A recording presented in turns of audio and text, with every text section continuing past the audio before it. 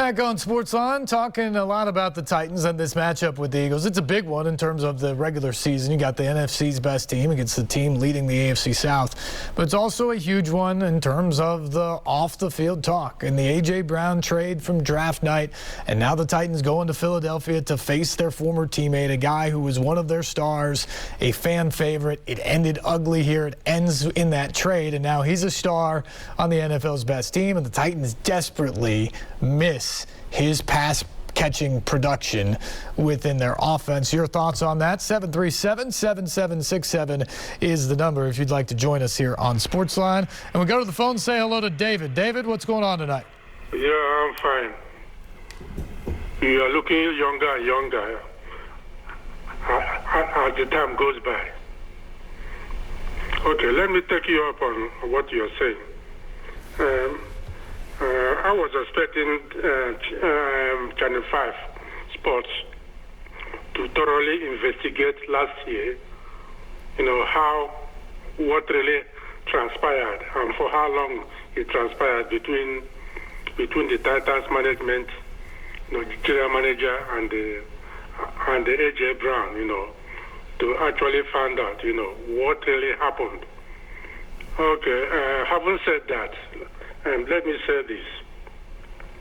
The Browns has played 12 games, if I'm correct. And A.J. Brown actually was the highest receiver or had the most receiving yards in only 3 games of those 12. Smith actually had,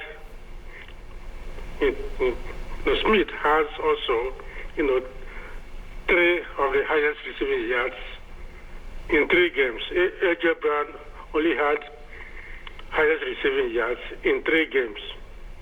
And Joe Dent, also had 3 games in which he had the highest receiving yards. Well, everybody knows that. Who knows that A.J. Brown being with the Titans will make Titans a whole lot better. Okay. But actually, what I've seen is he hasn't really been the highest receiver of every game. He only was the highest receiver in 3 games. And looking at their schedule, they haven't played Buffalo Bills.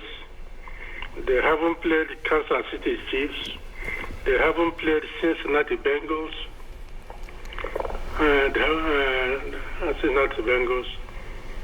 And so the teams they have played are actually, the teams they have played are actually not the teams.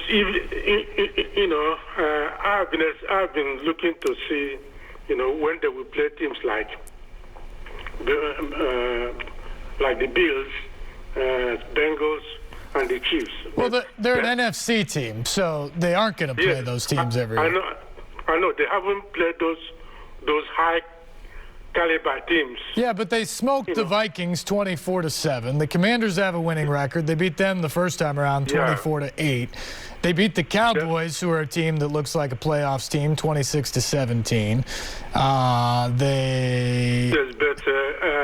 And that's pretty much it. Yeah, but the gunslingers, Patrick Mahomes, the Bills quarterback, and the Bengals quarterback, who are pocket passers and high slingers. I'm expecting them to play them. I think the Titans will beat them in Eagles. Well, we'll find out on Sunday. I think the Titans will beat them. I don't think Hurts can hurt the Titans just as Patrick Mahomes or the Bills quarterback or the Bengals quarterback, can hurt them. I don't think so. Well, David, we'll find out on Sunday, and I appreciate the call. The thing about your point about A.J. Brown and his production, though, I actually think your point sort of illustrates the value of A.J. Brown. He's their leading receiver. He's got 56 catches. Devontae Smith has 52. He's their leading receiver on the season. He's got the most yards on the season. He's got their most touchdowns on the season. But the idea that the other guys on the team have also had big days, and the idea that they're running the ball as effectively as they are, now go compare essentially the same personnel that Philadelphia had last year and what it looked like. Jalen Hurts looks like the best quarterback in the NFL right now, most of the time. Maybe Patrick Mahomes is in front of him. And obviously Josh Allen's a super talented guy. But Jalen Hurts is putting up numbers that are right there with those guys, and Tua Tagovailoa and those guys, the elite guys of this season. He's been one of the best. He wasn't that guy last year. Some of that's maturity on his part, but I think a huge chunk of it is having A.J. Brown. A.J. Brown is just a different animal that requires defenses to pay attention. They have to put safeties over the top on him. They have to back their defense off because he's a deep threat. He's physical, so you can't put certain corners on him. There's just a lot of things that he presents that's difficult for a defense. And you add that guy in, and now all of a sudden you can't pay as much attention to Devontae Smith. So he's having a big year. Those other receivers, they're getting way more space because you pay attention to A.J., you pay a little attention to Smith. Well, now you're open. The running game, it's open. Hurts is running like crazy because you just simply cannot account for the quarterback when you have to pay attention to so many receivers. That was the thing here. A.J. Brown didn't always have 100-yard games here. His numbers, frankly, other than probably 2 years ago, were never on par with what he's doing right now in Philadelphia. But his impact was profound. Last year, the Titans had their best record when A.J. Brown was on the field. They were worse off in a win-loss sense in the 4 games that A.J. missed than they were in the 9 games that Derrick Henry missed. Now, that's not to take anything away from what Derrick Henry does or what he brings to the table. They're built around the run and him. But it goes to show you the impact that A.J. has just by being on the field and being that weapon that you can go to. The third down conversions, the deep threat, all of that stuff. He makes everyone around him better. He did that in Tennessee, and I think the evidence is clear right now that the Titans miss him and that he's now making everybody better around him in Philadelphia as well. Back to the phones we go. Well, I was going to try and get Gerald, but it looks like we lost him. So we'll go to Tom. Tom, good evening. You're a very snappy dresser. I've always loved your plaids and your purple and your straight ties. Handsome man. Yeah, the run game, man. The run game. I haven't been watching lately because of all the social justice warrior issues and stuff, and I was upset at the NFL, the kneel and stuff, but gosh darn, they're a good team. They just lost their first game out of like 8 games, right? You talking about the Titans or the Eagles? Yeah, the Titans. I mean, they won 7 games in a row, and then they lost against the Eagles. Is that not right? The Eagles have lost 1 game all season to the Commanders. Titans lost for the first time in 3 weeks on Sunday against the Bengals. So they're like, okay, 3 games, lost a game, but then they won 4 games before that, right? They're like 11-2 or something. Is that right? A 3? Titans are 7-4. Eagles are 10-1. Oh, 7-4. That's pretty bad. So what's it look like for the playoffs? Oh, they're going to the playoffs. They're oh, really? They're clearly up on the division. They're 3 games up on anybody right now. And really? So barring an absolute collapse, they're going to win the division for a 3rd straight year, and they're going to be in the playoffs. So the big question we've had on this program pretty much all week long is when they've played the best teams, the Titans this year have not won. And so it looks like they're going to be in the playoffs, but do you have any faith based off of what they've done so far in the regular season that they can win once they get there? Sunday's going to tell us a lot because the Eagles are the best team in the NFC, at least right now. And if the Titans can go on the road and compete with them or maybe win, I think it'll change a lot of people's minds on what their potential is. Absolutely. I think you're absolutely right. I think you're a great sports broadcaster, and you're absolutely right. That's all I can say. All right, Tom, thank you so much. We appreciate that. We will move on and say hello to Tony. Tony, good evening. Yeah, how you doing? Good. Thanks for taking the call. And what I've been saying to you for the last 3 to 4 years or so, you've been on this station, is you got them cornerbacks that just too small to handle those big, tall receivers. They can throw it over the head, they can jump up like a basketball son and catch the ball, keep on going, yards after catch. And them Titans cornerbacks are just getting burnt on all them plays. You know, the man catch the ball right in front of you on a lot of these plays. You don't try to knock it down. You don't try to knock it out of his hand. Just let him go until he just run out of gas. That's ridiculous. And the next thing is, I don't understand why Henry, they keep using Henry in them plays. People know they're going to give him the ball. The defensive line is waiting on him to catch that ball. And he always runs to the left. Why come you can't go to the right? I mean, you're supposed to gauge at our defensive line, see what weakness it is, and you go on that side. But you keep on running to the right, to the left all the time. And I never understood that. You can't go nowhere like that if they're stacking the line against you. You mean you're supposed to have some wide receivers or somebody open to throw them short passes to. You don't have to go for the long yards all the time. Tannehill almost threw interceptions thrown into a group of people like that. And they got warned about that last year with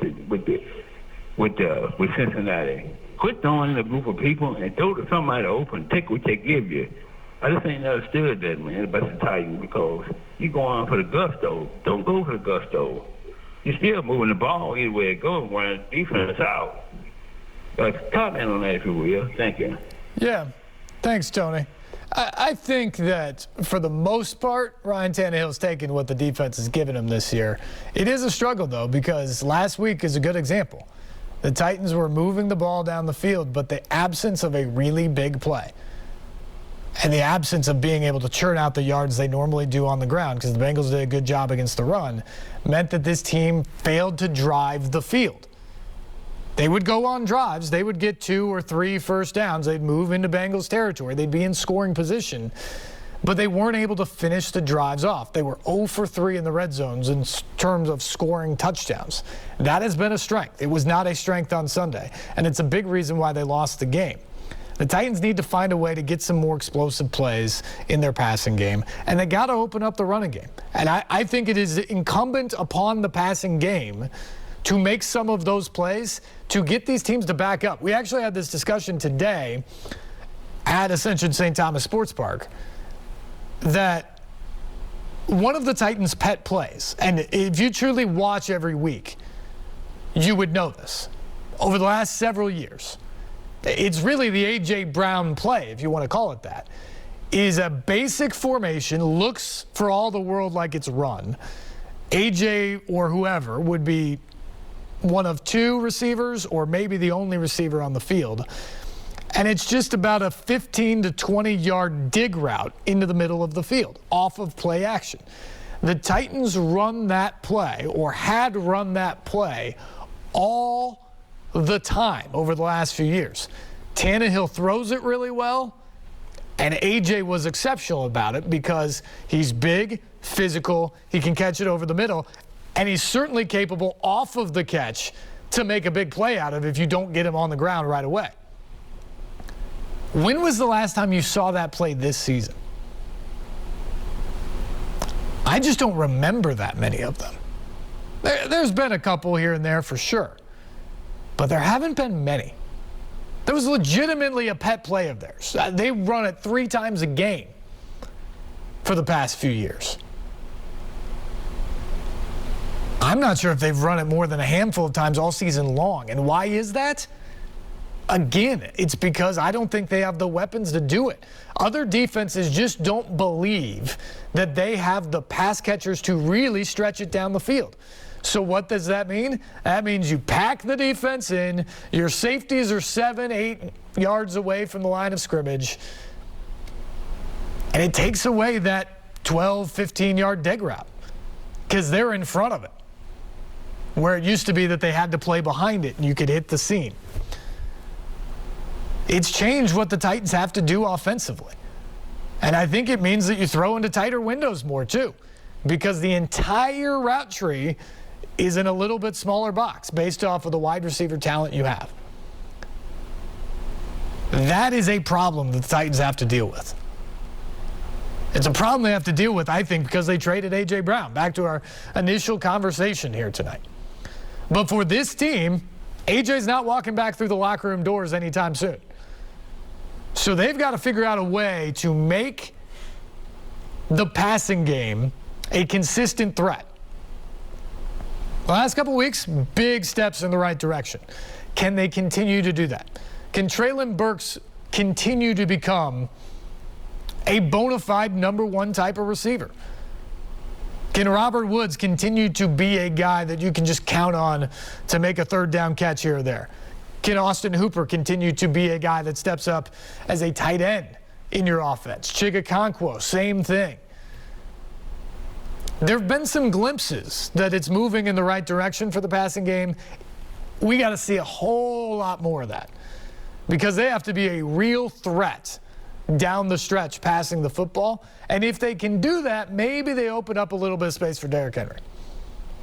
And there's some good news that Ben Jones back at practice today. I think he's going to play Sunday in Philadelphia. That's huge for the offensive line. But even with Ben back, this is not the same offensive line of the last couple of years with Lewan and Saffold on the left end of the line. It's just not. It's a totally different unit. So is Derrick Henry going to be able to run the ball the way he has in December and then January like he has the last few years? We'll find out. But it sure would help if you had a passing game that can spread the field a little bit and open up some of those gaps in a way that they are not open right now because defenses don't believe the Titans can beat them with their pass. And so far, they've been right. So far, the Titans, maybe Green Bay, was the one time this year where the passing game really won a game. Ryan Tannehill was awesome in that game. And all the receivers, all the targets had good games. That's probably the one game of the 7 wins that the Titans won because of their passing game. Everything else has been defense and Derrick Henry. That's an okay recipe. That is their identity. But to be able to continue to do that down the stretch, they got to find some more plays with the pass. Phone lines are still open, 737-7767, the number. We'll take a break, come back. More SportsLine on the way after this.